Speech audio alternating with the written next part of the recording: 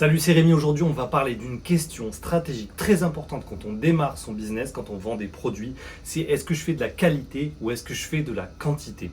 Cette question, elle paraît super basique, dite comme ça, mais il y a plein du coup de stratégies et de réponses assez antinaturelles qui vont être à prendre quand on va répondre à cette question. Et en plus de ça, cette question, c'est pas tout le monde qui se la pose quand il commence. Et au passage, je vais te dire exactement ce que moi je pense qu'il faut que tu joues, ce qu'il faut que tu fasses. C'est est-ce que je choisis de faire de la qualité ou de la quantité? Pendant que j'y pense, j'ai une formation gratuite que tu peux cliquer juste en dessous dans la description. Tu mets ton mail, tu obtiens ta formation gratuite. C'est 50 minutes où j'explique comment vivre de sa formation. C'est une vidéo qui est super importante si tu veux démarrer ton business. C'est gratuit et ça va t'expliquer beaucoup de choses sur pourquoi, comment vivre de sa passion, quel type de produit, comment faire exactement. Donc je te propose de cliquer sur ça. Il faut que tu conscientises absolument ce choix, c'est capital. Parlons un petit peu de la quantité maintenant.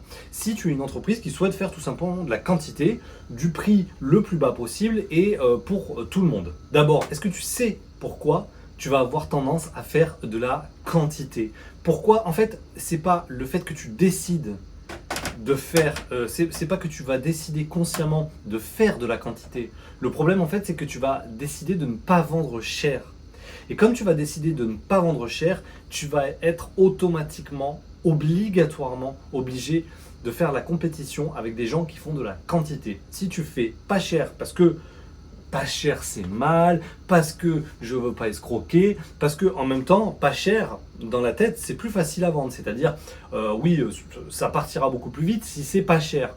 En même temps, c'est dur de vendre cher. On se dit, ouais, voilà, je le mérite pas, je le vaux pas, je peux pas, etc. Et du coup, on choisit de vendre un produit pas très cher. Qu'est-ce qui se passe? C'est que là, tu es en concurrence.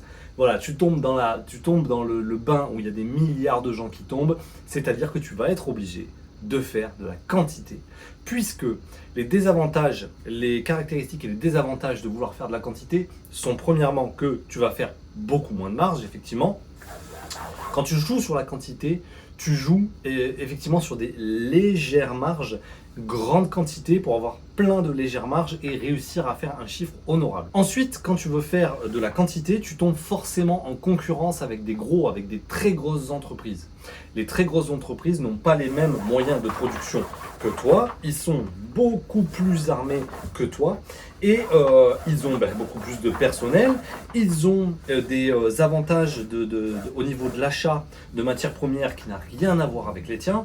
Eux, ils vont commander 10 000 pièces quand toi, tu vas commander 7 pièces. Donc au niveau des coûts, tu ne t'en sortiras jamais. Si tu es comme moi, que tu es seul, etc., ne joue pas avec la quantité, ne joue pas avec ces concurrents-là qui, eux, sont dans la quantité. Et tu sais pourquoi les gros sont forcément quelque part dans la quantité?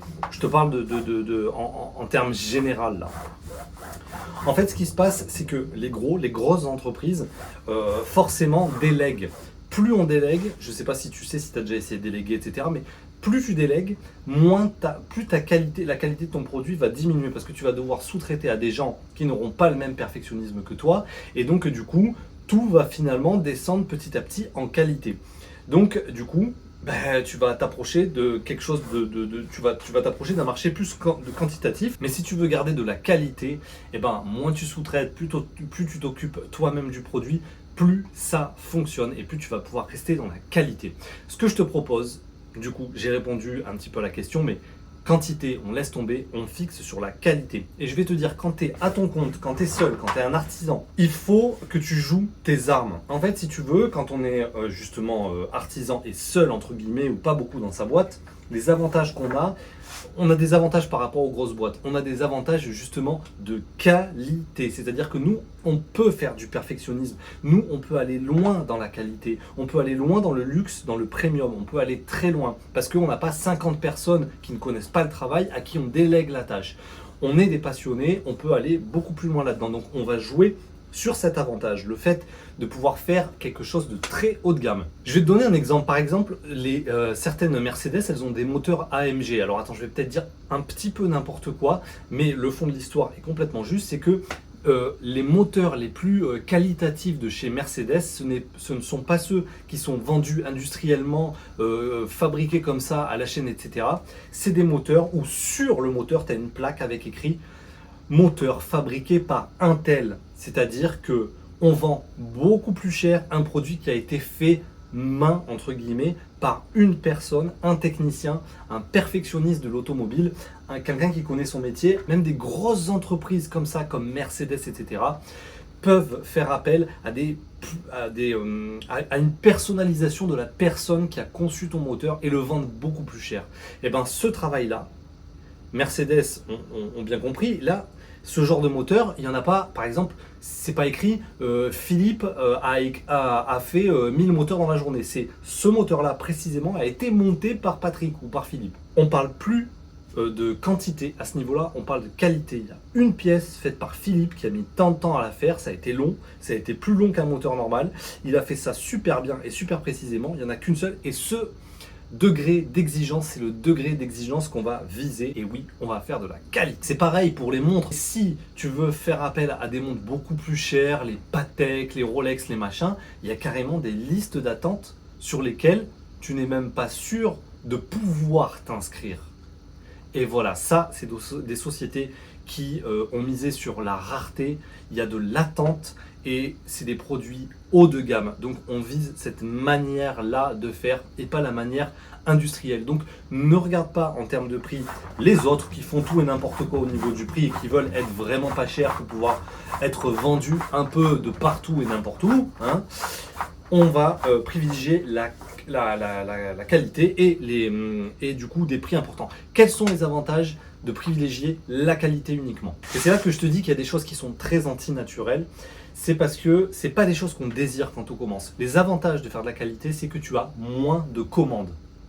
Qu'est-ce qu'il dit le gars? On essaye de faire du business, de l'argent, et lui il me dit que c'est bien d'avoir peu de commandes. Et oui, c'est bien d'avoir peu de commandes, parce que emballer 15 fois par jour des objets qui te rapportent 2 €, je peux te jurer que c'est nettement moins fun que d'emballer une fois par jour ou une fois par semaine des objets qui coûtent 800 €. Donc, il y a moins de commandes, moins de problèmes liés aux expéditions, moins de problèmes liés au SAV. Tu vas avoir aussi beaucoup plus de marge. Quand tu as vraiment de la grosse qualité, les gens s'arrachent tes produits. Tu peux avoir de la marge. Tu n'es pas en train d'essayer de gratter par rapport à 1000 concurrents qui font la même chose que toi, de gratter absolument le moindre euro. Donc, plus de marge, plus de bénéfices. Tu as beaucoup moins de concurrents. Et comme tu as beaucoup moins de concurrents, très bizarrement, tu as beaucoup plus de demandes. C'est ce que je te disais avec les montres. Il y a des listes d'attente sur lesquelles tu peux même pas t'inscrire. C'est pour te dire à quel point il y a une demande folle. Donc, je te parle pas bien sûr de concevoir des trucs comme des Rolex et bien sûr d'avoir, ou alors si tu veux, hein, et d'avoir des listes d'attente aussi énormes, etc. Mais c'est le concept qu'il faut retenir. La demande, il faut qu'il y ait une forte demande sur tes produits, qu'il y ait une forte valeur perçue de tes produits. Il faut que les gens se l'arrachent, il faut que les gens se disent « Waouh !» Ça, c'est un truc de fou. Un autre avantage aussi de faire de la qualité, c'est que c'est beaucoup plus plaisant pour toi, tout simplement.